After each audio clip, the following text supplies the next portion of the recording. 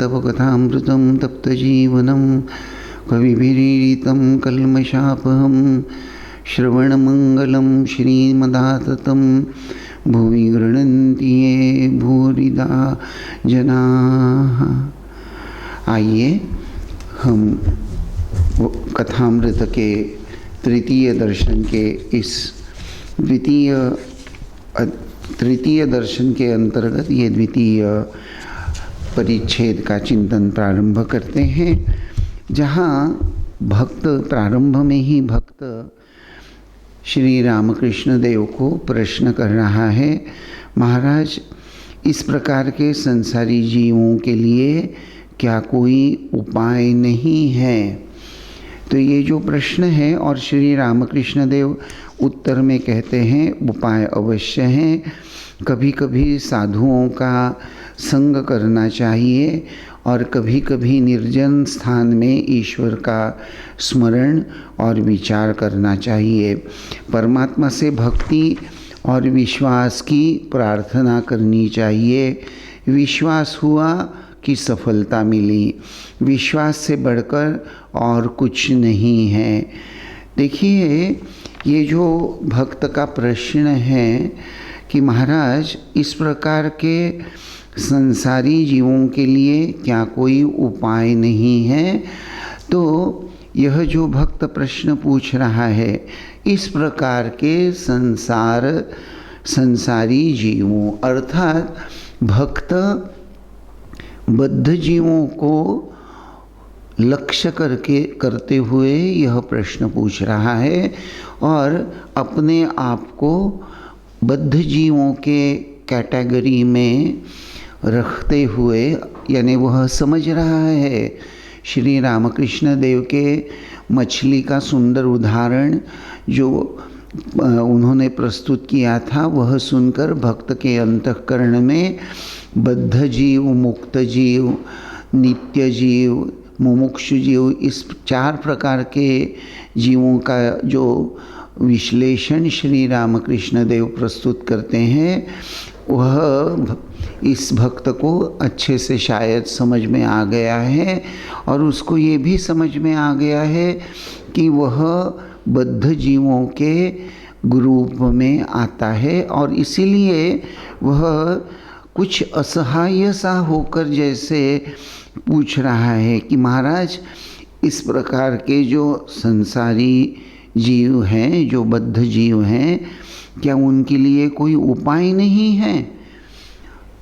क्या बद्ध जीव को कंटिन्यूअसली जन्म आफ्टर जन्म जितने जन्म मृत्यु ऐसे करते अनंत काल के लिए क्या जीव को बद्ध ही रहना पड़ेगा?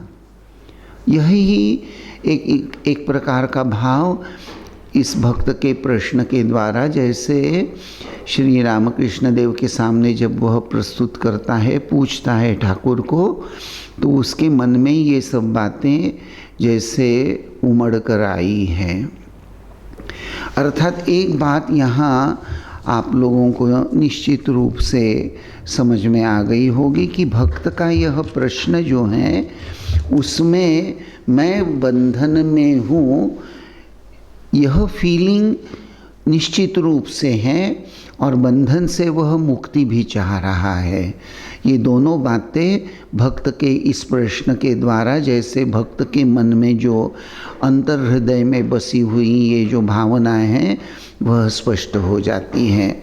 और यही बात आध्यात्मिक उन्नति की दृष्टि से बहुत महत्वपूर्ण होती है कि बंधन का एहसास और बंधन से मुक्ति की उपाय की खोज यह होना ही चाहिए। और श्री रामकृष्ण देव जिस प्रकार से भक्तों के साथ वार्तालाप करते हैं, अधिकांश आपको देखने को मिलेगा कि भक्त के अंतःकरण में उद्देश्य को लेकर श्री रामकृष्ण देव सर्वप्रथम एक चेतना जगा देते हैं।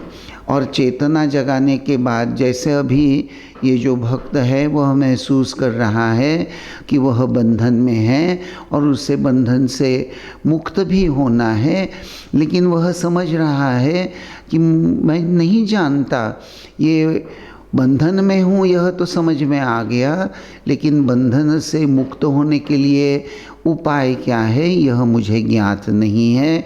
अतः सर्वप्रथम मुझे उपाय ज्ञात करना है। उपाय ज्ञात होने के बाद में, जानने के बाद में उसका आचरण करना पड़ता है। सिर्फ जानना काफ़ी नहीं होता।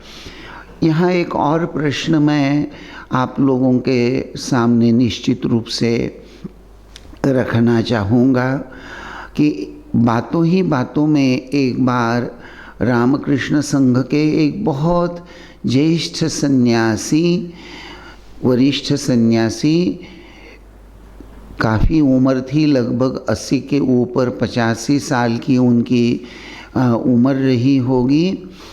एक बार चर्चा करते हुए उन्होंने यह प्रश्न उठाया कि जीव जो बंधन में है, तो जीव बंधन में है यह किस कारण से होता है। तो किसी ने जवाब, हम में से जो कुछ थे हम लोगों ने जवाब दिया कि महाराज अहम कर्ता अहम भोक्ता की भावना से जीव जो देह धारण करके आया है, वस्तुतः वह सच्चिदानंद स्वरूप होते हुए भी अपने आप को इस देह के साथ तादात्म्यता, एक रूपता अनुभव करता है और इस देह को ही सत्य मानकर, मैं मानकर इस देह को सुखी रखने के लिए वह कर्म करता है और कर्म करने के पीछे सुख प्राप्ति की भावना होती है, उद्देश्य होता है। और इस प्रकार वह एक के बाद एक सुख प्राप्ति की भावना से कर्म किए जाता है। लेकिन यह जो उसके अंतःकरण में जो सुख प्राप्ति की इच्छा जो है वह तो इस संसार में पूर्ण होती नहीं। एक इच्छा पूरी हो जाती है तो दूसरी इच्छा जागृत हो जाती है। तो तृष्णा की यह नदी तो जैसे अनंत काल से जीव के अंतःकरण में बहती जा रही है और ये जो कर्म वह करता है उसके कारण संस्कार बनते हैं और वह बार बार जन्म मरण के चक्र में घूम रहा है उसको, क्योंकि बंधन का निर्माण तो वह खुद ही करता है। क्योंकि अहम कर्ता अहम भोक्ता के मानसिकता के कारण, उस भाव के कारण वह कर्म करता है और वही तो बंधन का कारण बन जाता है। तो महाराज ने कहा, मैंने प्रश्न इस दृष्टि से नहीं पूछा था। मेरा मूल प्रश्न यह है कि क्या जीव को भगवान ने या ईश्वर ने, या तुम जैसा कह रहे हो परमात्मा ने, परब्रह्म ने, क्या उसने जीव से पूछा था कि क्या तुमको बंधन में रहना अच्छा लगेगा या मुक्त स्वतंत्र रहना अच्छा लगेगा? उसको पूछा था क्या? तो सत्य तो यही है कि वास्तविक एकता, हकीकत यह है कि भगवान ने यह सृष्टि बनाई। एको हम बहुश्यामः उपनिषद में आता है कि उस पर ब्रह्म को बहु होने की इच्छा हुई और उसने यह सृष्टि प्रपंच अपनी माया शक्ति के आधार से, महामाया के आधार से रचाया और कण कण में वे भगवान बसे हुए भी हैं, लेकिन सब जीव अज्ञान से आवृत हैं। तो जीव तो अपनी कोई स्वतंत्र इच्छा के कारण बंधन में नहीं है, उससे तो पूछा ही नहीं गया। उसको अगर पूछते कि भाई तुमको बंधन में रहना पसंद है या स्वतंत्र, तो कोई भी तो फ्रीडम ही चाहता है, स्वतंत्रता ही चाहता है, कोई बंधन में रहना पसंद करता ही नहीं है। तो बोले यही बात है, देखो यही गौर करने की बात है, चिंतन करने की बात है कि bondage is there, but why bondage is there? that is because of divine will and not because of one's choice. हमें तो स्वतंत्रता ही नहीं है कि मैं मुक्त रहूं या बद्ध रहूं। यह स्वतंत्रता तो जीव को कभी प्राप्त ही नहीं थी। अगर प्राप्त होती तो वो बंधन में आता ही क्यों।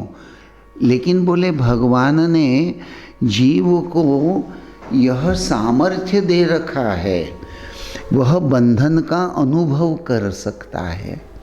He can experience बंधन and it is the best thing that God has provided to man. मनुष्य को अगर यह बंधन का एहसास महसूस करने की शक्ति अगर भगवान नहीं देता तो हम कह सकते थे कि भगवान बड़े अन्यायी हैं।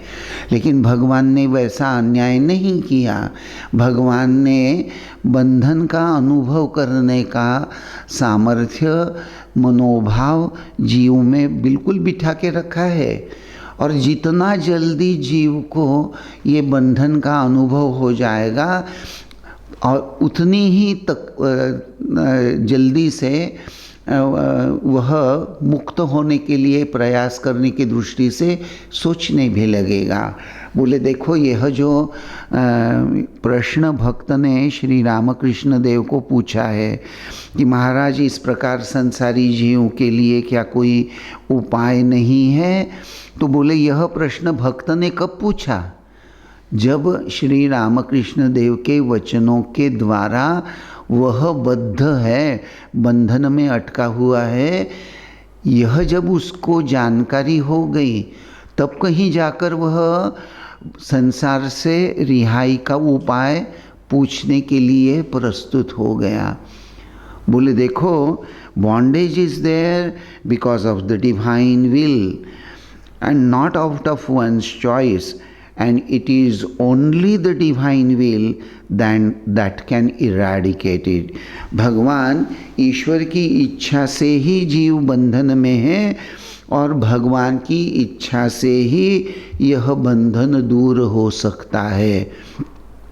और इसीलिए भगवान ने जीव में जो सामर्थ्य उसको देकर इस पृथ्वी पर उसका जो सृजन किया है, बोले वह सोचने की बात है, चिंतन की बात है। तो बोले देखो भगवान सिर्फ जीव को बंधन में नहीं डालते, वह बंधन में डालने के साथ साथ जीव को मुक्ति की कामना का सामर्थ्य भी प्रदान करते हैं। बोले देखो श्री रामकृष्ण देव ने जो मछली के जाल का उदाहरण दिया है, तो जहाँ से वह मछली जाल के अंदर प्रवेश करती हैं तो बोले वो प्रवेश द्वार तो है कि नहीं? तो हमने कहा जी हाँ, प्रवेश द्वार नहीं रहेगा तो मछलियाँ जाल के अंदर जाएगी कैसे? तो बोले वो प्रवेश द्वार क्या कंटिन्यूअसली बंद ही रहता है? तो नहीं, प्रवेश द्वार तो बहुत देर तक खुला रहता है। मछलियाँ अंदर आ जाती हैं, मछुआरा जो है वो देखते रहता है कि कितनी मछलियाँ अंदर आई, ढेर सारी आई या नहीं। वजन से वह समझ में आता है उसको कि अभी जाल हल्का है, इसका मतलब ज़्यादा मछलियाँ नहीं अंदर आई, तो वो दरवाज़ा खुला रखता है। तो जैसे जैसे ज़्यादा मछलियाँ अंदर आने लगती है, वजन बढ़ने लगता है जाल का, तब वह दरवाज़ा बंद कर देता है और ऊपर खींचता है। लेकिन तब तक तो जाल का दरवाज़ा खुला रहता है।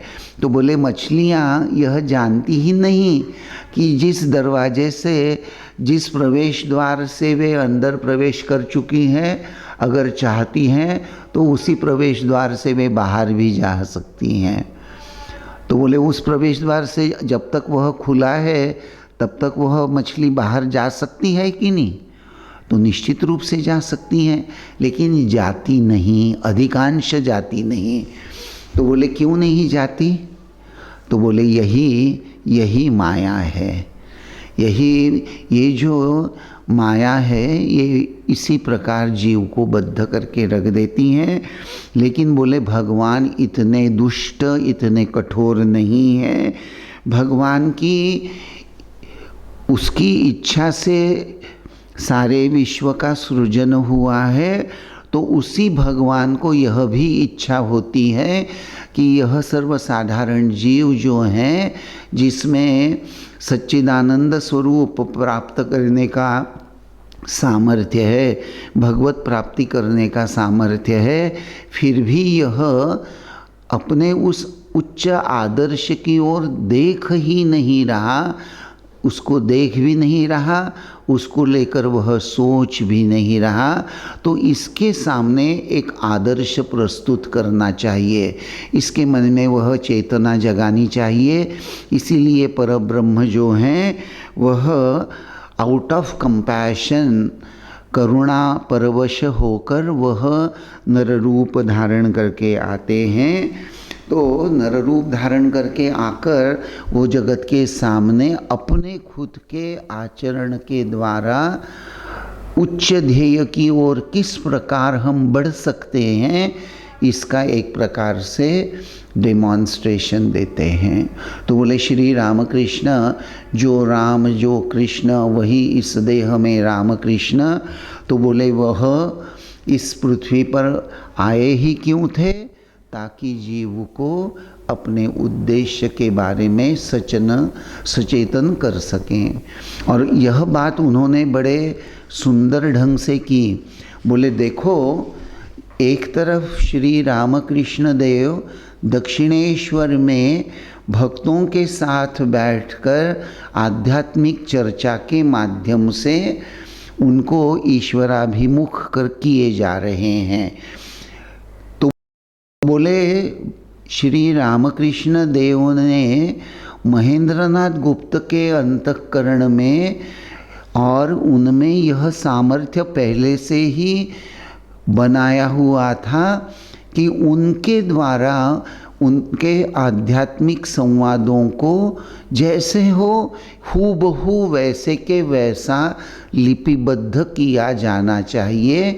और यह एक प्रकार की डिवाइन विल, ईश्वरीय इच्छा के अनुरूप ही भगवान श्री रामकृष्ण साक्षात परब्रह्म है और मानव रूप में आकर भक्तों का यह दक्षिणेश्वर के कमरे में बैठकर आध्यात्मिक मार्गदर्शन जो कर रहे हैं, वह जैसे कि वैसा लिख लेने की जिम्मेदारी उन्होंने महेंद्रनाथ गुप्त के कंधों पर सौंपने की पहले से ही सोच कर रख दिया था।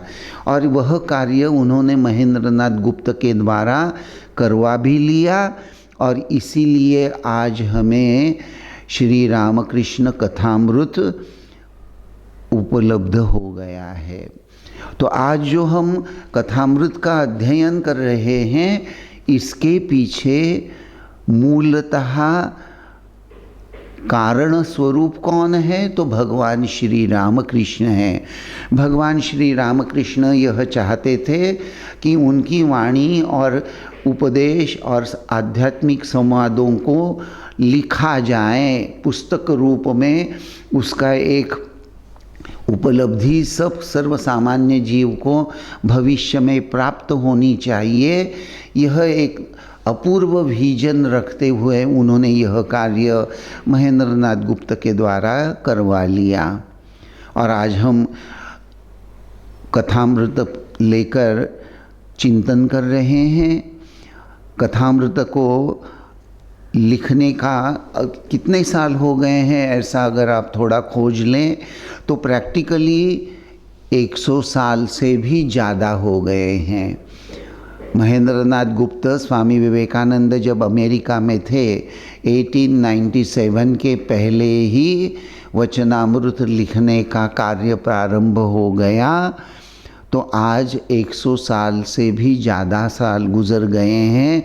हजारों लाखों लोग कथामृत पढ़कर अपना आध्यात्मिक जीवन बना रहे हैं, आध्यात्मिक उन्नति किए जा रहे हैं।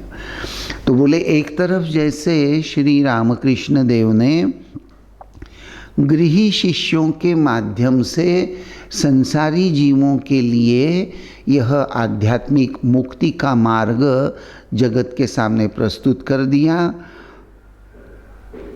तो दूसरी तरफ स्वामी विवेकानंद के माध्यम से भी उन्होंने यही कार्य अलग ढंग से करवा लिया।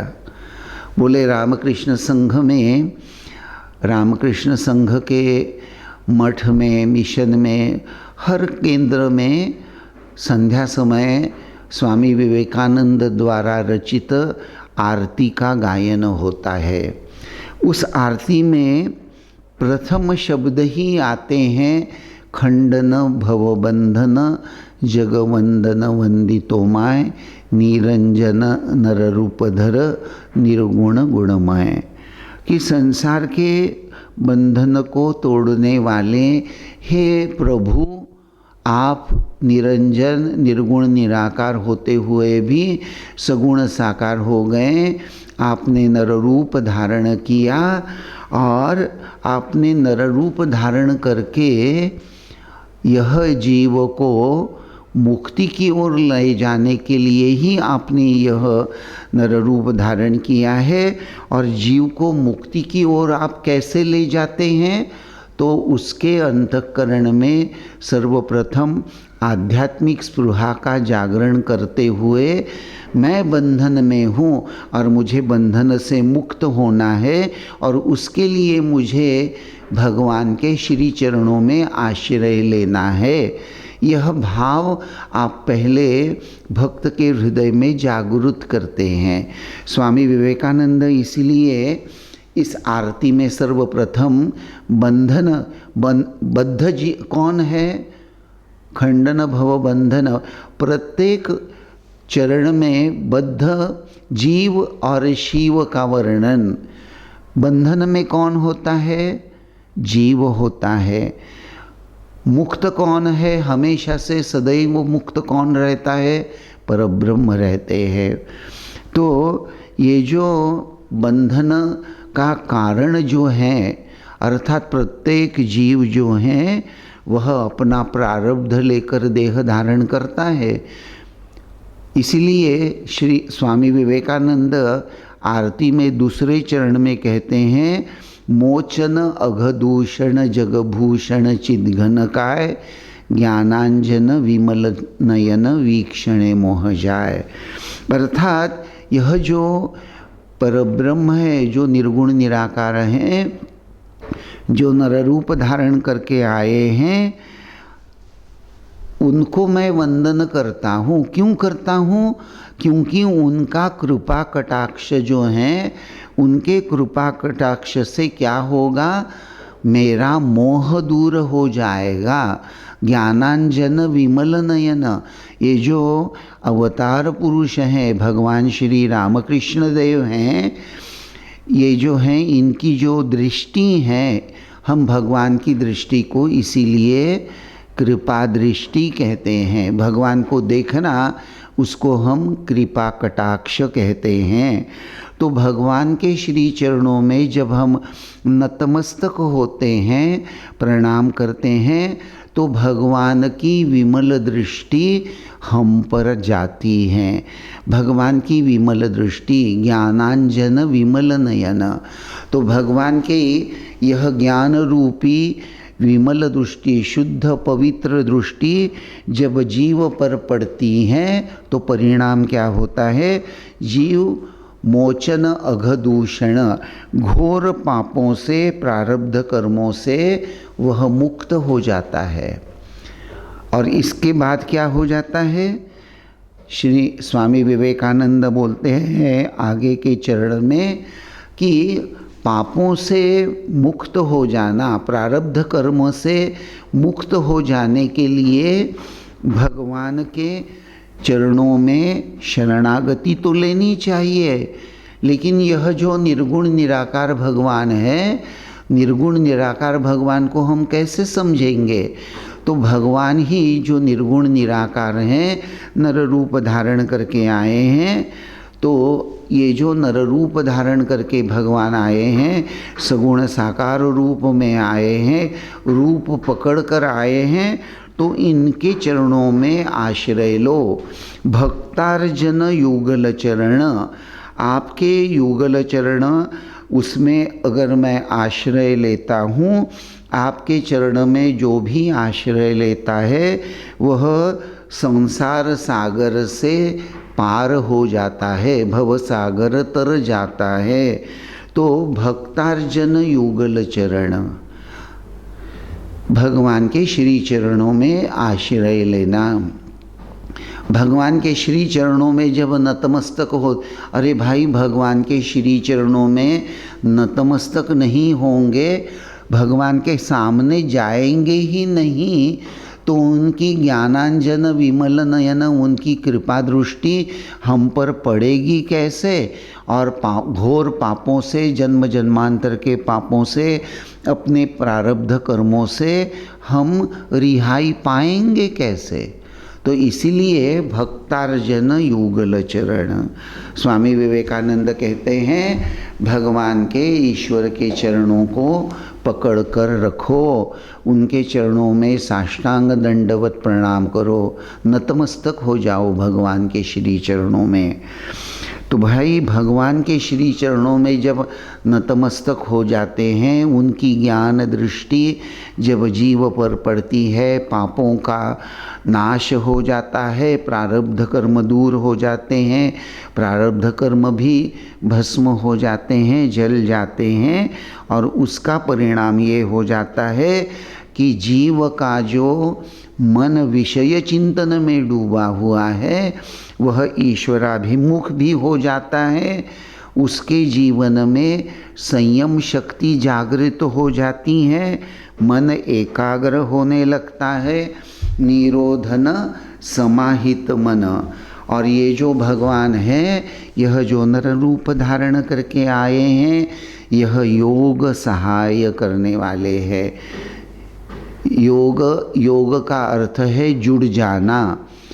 तो सर्वसाधारण जीव जो हैं, भक्त जो हैं, सर्वसाधारण बद्ध जीव जो हैं, वह संसार से जुड़ा हुआ है।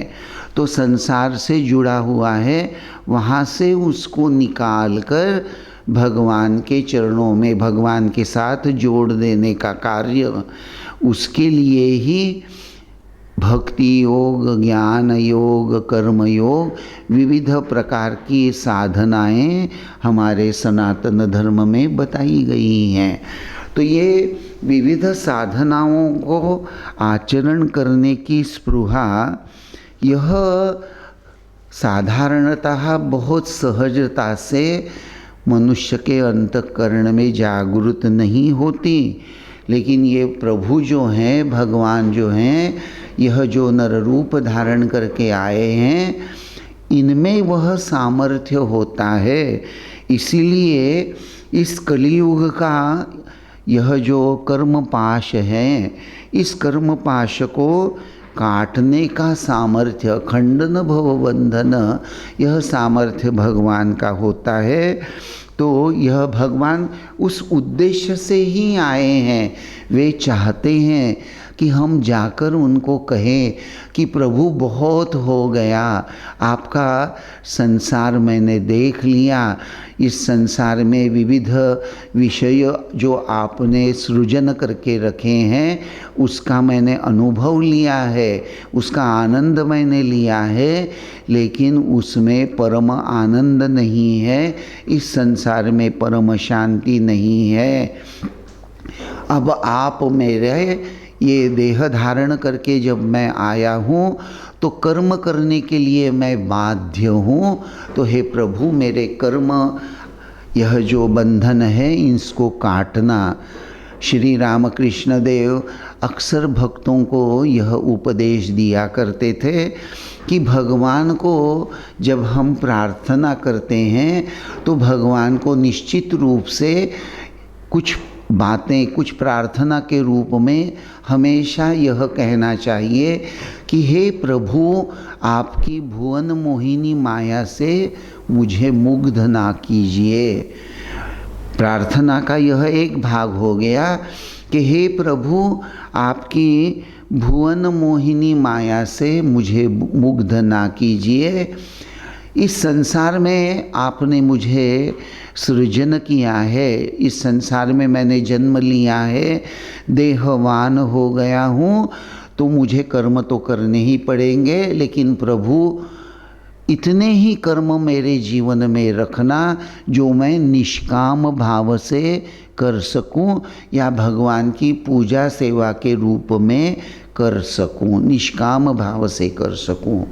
तो कहने लगे भगवान को बार बार यही प्रार्थना करनी है कि प्रभु जब देहवान हो गए हैं, इस संसार में जन्म लिया है, तो मुक्ति के लिए, मोक्ष प्राप्ति के लिए मेरे द्वारा जो भी कर्म होंगे इतने ही कर्म रखिए जो मैं निष्काम भाव से कर सकूं।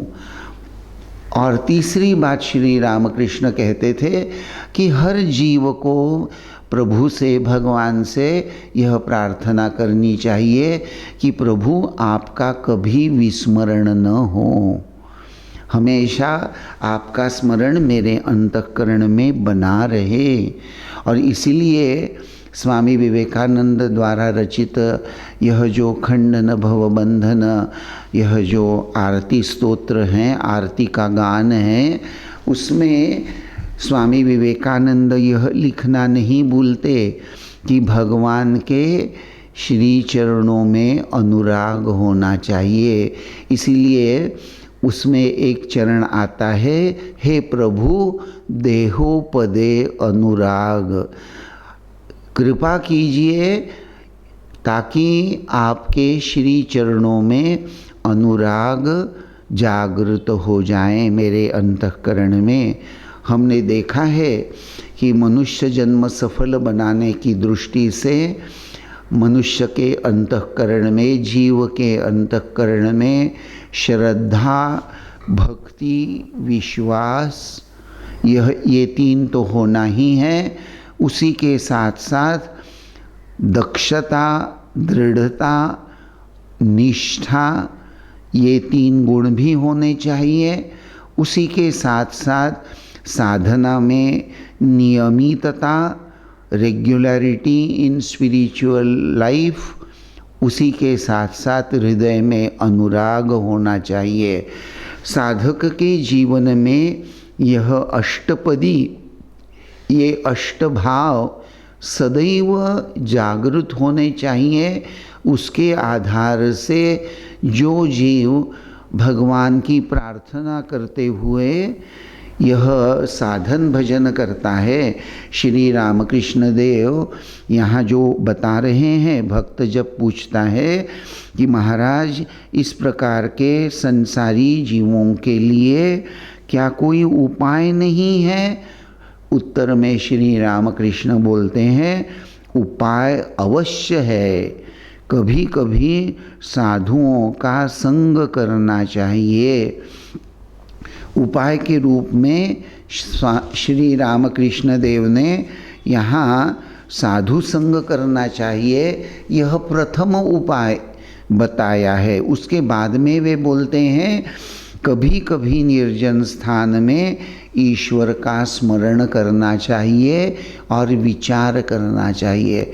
सिर्फ स्मरण नहीं, श्री रामकृष्ण देव ने स्मरण के साथ साथ विचार, यह शब्द भी जोड़ दिया है। ये विचार करना चाहिए, नित्य अनित्य विचार करना चाहिए, सत्य क्या है, असत्य क्या है, यह विचार करना चाहिए। अर्थात जीव ने विवेक के आश्रय से इस संसार में यह जो परिवर्तनशीलता का अनुभव लेकर हम सब जो बड़े होते जा रहे हैं, उसके आधार से यह समझ लेना चाहिए कि विषयों के चिंतन में या विषय प्राप्ति में परम शांति नहीं भी है। विषयों के पीछे दौड़ने से परम सुख, परम शांति, मोक्ष नहीं मिल सकता।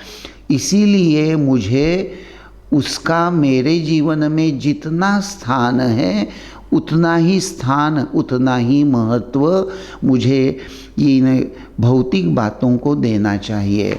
अर्थात जिसको अंग्रेज़ी में एक शब्द है प्रायोरिटी, प्रायोरिटी देना। तो संसार में रहना है तो भाई रोटी कपड़ा और मकान इस दृष्टि से कुछ जीवन उपयोगी वस्तुएं, जीवन आवश्यक वस्तुएं तो हर व्यक्ति को जरूर लगती हैं, उसका एक महत्व तो रहेगा ही, लेकिन उसको कितना महत्व देना है, प्रायोरिटी। अगर मौका आ जाए, मैं आपसे एक सिंपल सा सवाल पूछता हूँ कि मान लो कि रोज़ हर रविवार को शाम को 5 बजे प्रवचन रहता है, वचनामृत पर, कथामृत पर प्रवचन रहता है। आपको पहले से सचेतन किया जाता है कि 5 बजे से लेकर 5:40 तक, 5:45 तक वचनामृत पर प्रवचन है। आप मन ही मन सोचते भी हैं कि अरे वाह, बहुत अच्छा, भगवान की बातें सुनने के लिए मिलेगी, आध्यात्मिक जीवन की बातें सुनने के लिए मिलेगी, मुक्ति की कामना हम रखते हैं तो हमको मार्गदर्शन, आध्यात्मिक मार्गदर्शन प्राप्त हो जाएगा। लेकिन होता क्या है, ठीक 5 बजे जब आप लिंक खोलकर प्रवचन सुनने ही जाने वाले हैं, ठीक उसी समय आपके घर में कोई आ जाता है तो आप फट से चैनल को ऑफ कर देते हैं और आए हुए जो हैं उनके साथ गप्पे लड़ाने में बड़े ही इंटरेस्ट के साथ जुड़ जाते हैं। मुझे ये नहीं कहना कि आपको ऐसा नहीं करना चाहिए, मूल प्रश्न यह है, यह एक बहुत ही सटीक उदाहरण मैंने आपको इसलिए दिया कि हमारी ज़िंदगी में हमेशा से प्रायोरिटी देने का जब प्रश्न आ जाता है, प्राधान्य, इम्पॉर्टेंस, तो हमेशा हम भगवान को या ईश्वरीय बातों को बहुत बार दुय्यम स्थान दे देते हैं। नियमित रूप से जप करना चाहिए, ऐसे साधु संत सभी महात्मा कहते हैं, लेकिन जप करने के लिए बैठने वाले हैं, उसी वक्त अगर अनाउंस हो जाता है कि टीवी पर एक नई सीरियल शुरू होने वाली है, हम सोचते हैं जब बाद में कर लेंगे, भगवान का नाम वो तो बाद में भी कर सकते हैं, पहले से टीवी सीरियल देख लेते हैं। इसका अर्थ क्या हो गया, प्रायोरिटी किसको चली गई, टीवी सीरियल को प्रायोरिटी चली गई। आपके अंतःकरण में भगवान का नाम जप करने का जो महत्व होना चाहिए वह एक तरह से दुय्यम स्थान पर चला गया। यह जो हम बहुत बार भगवान को छोड़कर सांसारिक बातों को जब पकड़ लेते हैं, वास्तव में उसी को नाम देते हैं कर्तव्य कर्म, और यही माया का खेल है। यह माया हमें इस तरह से बद्ध कर देती है, यह हम समझते ही नहीं और हमको लगता है कि हम कर्तव्य कर्म निभा रहे हैं और बस हम जो कर रहे हैं वह ठीक है। लेकिन आपने भगवान को या ईश्वरीय बातों को दुय्यम स्थान दे दिया है, सेकेंडरी ट्रीटमेंट दे दी है। उससे आपका जो अहित होने वाला है उससे आप तो चिंतित है ही नहीं, वह उसको लेकर आप क्या वाकई बहुत चिंतित हो जाते हैं। आपको क्या बहुत अंतःकरण में दुख होता है कि अरे आज मेरा जप जितना होना चाहिए वह नहीं हुआ, जिस समय पर मुझे जप करना चाहिए उस समय पर मैं जप नहीं कर पाया, जितनी संख्या में मुझे जप करना था वह भी मैं नहीं कर पाया। क्या आपके अंतःकरण में भगवान को इन सब बातों को लेकर दुख हो रहा है? अगर दुख होता है तो अच्छी बात है, क्योंकि जब तक दुख नहीं होगा, जब तक हम अपने दोष को दोष के रूप में नहीं देखेंगे, तब तक उसको सुधारने का प्रयास भी हम नहीं करेंगे। तो श्री रामकृष्ण देव इसीलिए उपाय के रूप में उस भक्त को जब कहते हैं कि निर्जन में जाकर ईश्वर का स्मरण करना चाहिए, उसी के साथ साथ श्री रामकृष्ण विचार करने को कहते हैं। तो आज बस यहीं रुकते हैं और यह जो श्री रामकृष्ण देव द्वारा यह जो आध्यात्मिक चिंतन प्रारंभ हुआ है, उसकी अगली कड़ी अगले प्रवचन में हम चिंतन करते हैं। ओम शांति शांति शांति। हरि ओम तत्सत। श्री राम कृष्णार्पणमस्तु।